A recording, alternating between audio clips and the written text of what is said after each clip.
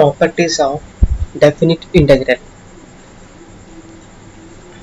Integral a to a f of x dx is equal to 0. First പഠിച്ചൊരു property ആണ്. മറ്റൊരു property integral a to b f of x dx is equal to minus integral a to b f of x dx if a greater than b. അതായത് integral a to b വെക്കുമ്പോൾ lower limit ആയി upper limit b ആണല്ലോ. തിരിച്ചു വന്നു കഴിഞ്ഞാൽ upper limit ആണ് a, sorry lower ലിമിറ്റും അപ്പർ ലിമിറ്റും. ഇവിടെയാണെങ്കിൽ ലോവർ ലിമിറ്റ് ആണ്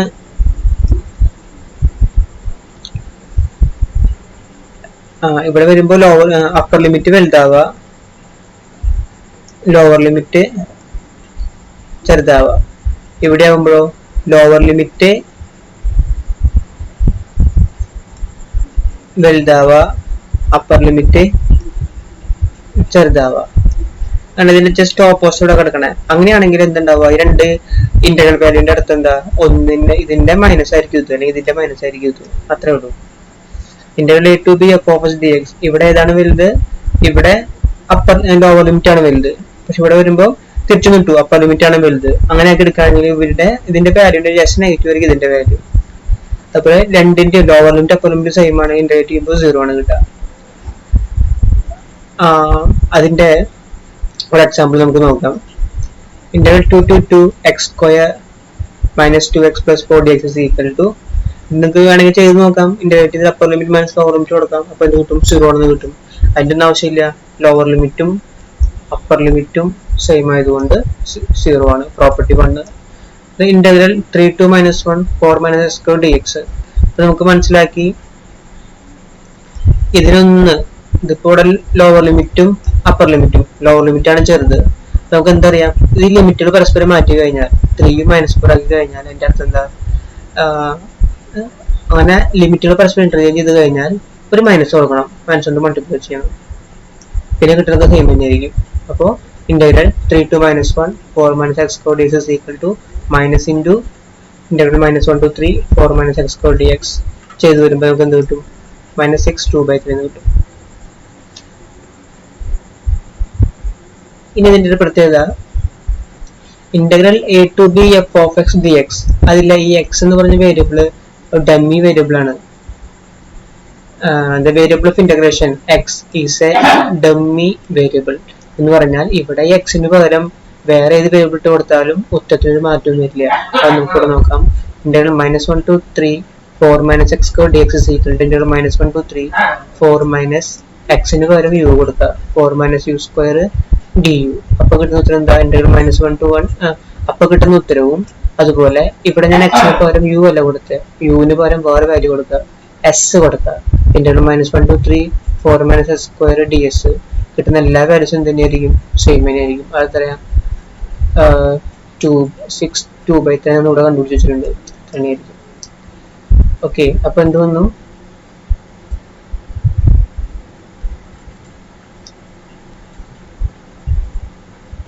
എന്താ മനസ്സിലായത്, integral a to b f of x dx ലെ x എന്ന് പറയുന്ന ഡെമ്മി വേരിയബിൾ ആണ്, എന്ത് കൊടുത്താലും കുഴപ്പമില്ല.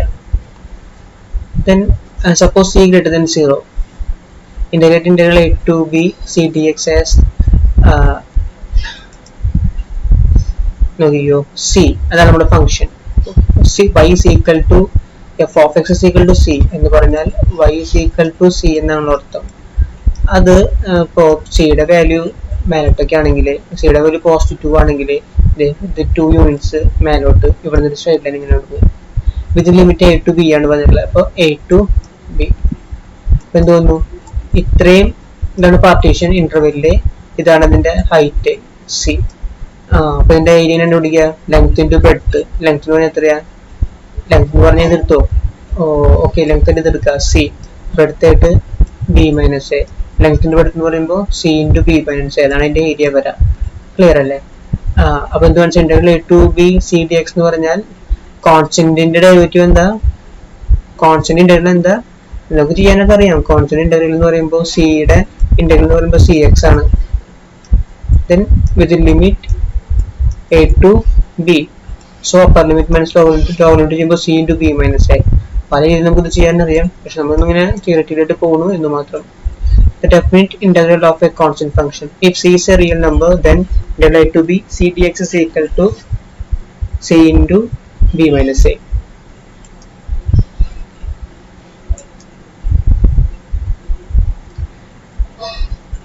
The special case for c greater than 0 was discussed earlier. Okay. Evaluate integral 2 to 7 3dx. ഇതൊക്കെ അതൊന്നും നിങ്ങൾ പഠിപ്പിക്കേണ്ട ആവശ്യം തന്നെ ഇല്ല.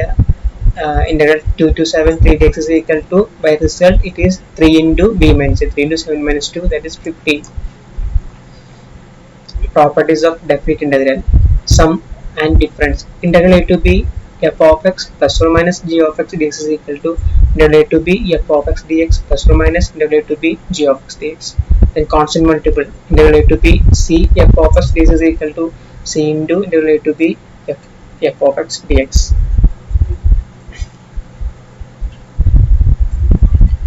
ഇതിൽ പ്രൂഫിന്റെ ആവശ്യം നമുക്കില്ല, നമുക്കിതിന്റെ പ്രോബ്ലംസ് പഠിക്കാം. Use the result integral 0 to 1 x squared dx. അങ്ങനെയൊന്നും ഉണ്ടാവില്ല, ഷോദാരത്തിനായിരിക്കും ചിലപ്പോൾ കാണിക്കുക പറയാ. നമുക്ക് നമ്മുടെ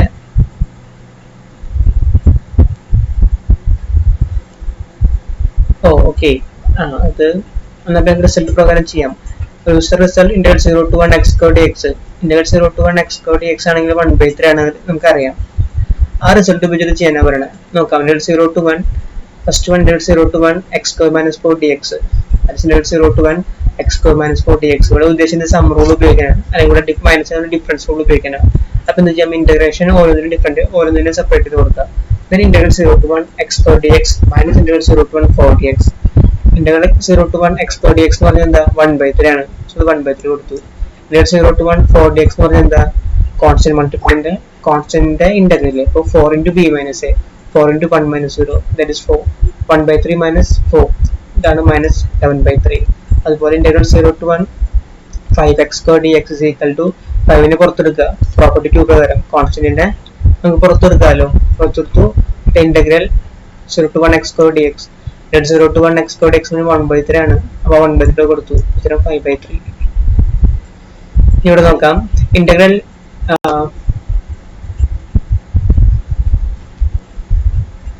ഈ ടോട്ടൽ ഏരിയ നമുക്ക് കണ്ടുപിടിക്കണ്ടേ, ഇന്റഗ്രൽ a to b വരെ ഉള്ളത്. അതായിട്ട് നമുക്കറിയാം ഇന്റഗ്രൽ a to c യുടെ ഏരിയ കണ്ടുപിടിച്ച് plus integral c to b യുടെ ഏരിയ കണ്ടുപിടിച്ച് കഴിഞ്ഞാൽ ഇന്റഗ്രൽ a to b യുടെ ടോട്ടൽ ഏരിയ കിട്ടുമല്ലോ. അതാണ് ഇവിടെ പറയണത്. Integral a to b f of x ds എന്ന് പറഞ്ഞാൽ integral a to c f of x ds plus integral c to b f of x ds. അപ്പോൾ ഇവിടെ c യുടെ ഒക്കെ പ്രത്യേകത എന്താ, എക്കും ബിക്കും ഇടയിലുള്ള നമ്പറാണ് c.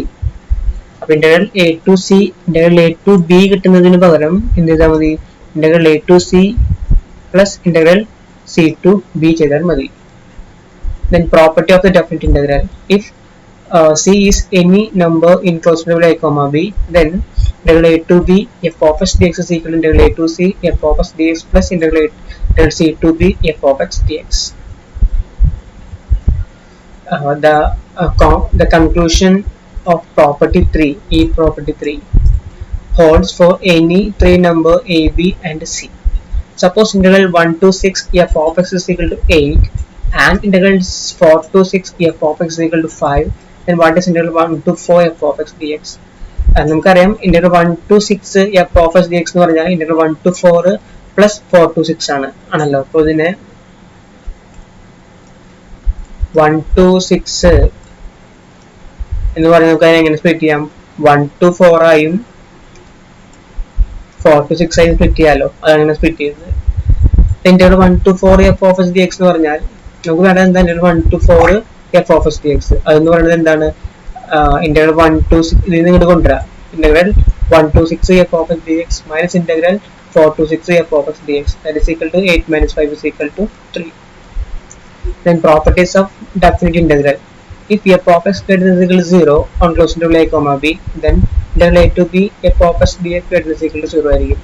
അതായത് f of x ന്റെ വാല്യൂ 0 അതിനാണ് വലുതുമാണെങ്കിൽ, അല്ലെങ്കിൽ f of x ന്റെ വാല്യൂ 0 പോസിറ്റീവ് ആണെങ്കിൽ നമുക്ക് ഇന്റഗ്രേറ്റ് ചെയ്യുമ്പോൾ കിട്ടുന്ന ഒരു വാല്യൂ ഉണ്ടല്ലോ, അതിന്റെ വാല്യൂവും എന്തായിരിക്കും, ഏരിയ അതും പോസിറ്റീവ് ആയിരിക്കും. ഇനി if f of x greater than or equal to g of x on closed interval a comma b, then integral a to b f of x dx is greater than or equal to integral a to b g of x dx. f of x g of x f of x ആണ് വലുതെങ്കിൽ integrate ചെയ്യുമ്പോൾ കിട്ടുന്ന ഉത്തരവും അല്ലെങ്കിൽ ഏരിയയും f of x ന്റെ area ആയിരിക്കും വലുത്. തിരിച്ച് m less than or equal to f of x less than or equal to capital M on a comma b ആണെങ്കിൽ m എന്താണ് കോൺസ്റ്റന്റ്, ക്യാപിറ്റൽ M എന്താണ് കോൺസ്റ്റന്റ്. മൂന്ന് ഭാഗത്ത് ഇന്റഗ്രേറ്റ് ചെയ്യുക. അപ്പൊ എന്തെങ്കിലും ഇന്റഗ്രൽ a to b. അപ്പോ m നെ കോൺസ്റ്റന്റിനെ a to b ഇന്റഗ്രേറ്റ് ചെയ്യുമ്പോൾ m into b minus a. അതുപോലെ ക്യാപിറ്റൽ M നെ ഇന്റഗ്രേറ്റ് ചെയ്യുമ്പോൾ capital M into b minus a. Central f of x integrate a to b f of x dx. അപ്പോൾ f of x ന്റെ ഇപ്പുറവും അപ്പുറമാണ് m എങ്കിൽ integrate ചെയ്യുമ്പോൾ എന്താ ഉത്തരങ്ങളുടെ റിലേഷനും അങ്ങനെ തന്നെയായിരിക്കും. m ഇന്റഗ്രേറ്റ് ചെയ്യുമ്പോൾ കിട്ടുന്ന സ്മോൾ m നെ ഇന്റഗ്രേറ്റ് ചെയ്യുമ്പോൾ കിട്ടുന്ന m into b minus a യും ക്യാപിറ്റൽ M നെ ഇന്റഗ്രേറ്റ് ചെയ്യുമ്പോൾ കിട്ടുന്ന capital M into b minus a യും അവിടെ കിടക്കും f of x നുള്ളിൽ. അതിന്റെ ഉള്ളിൽ രണ്ടിന്റെ ഉള്ളിലായിരിക്കും integral a to b f of x dx കിടക്കുക.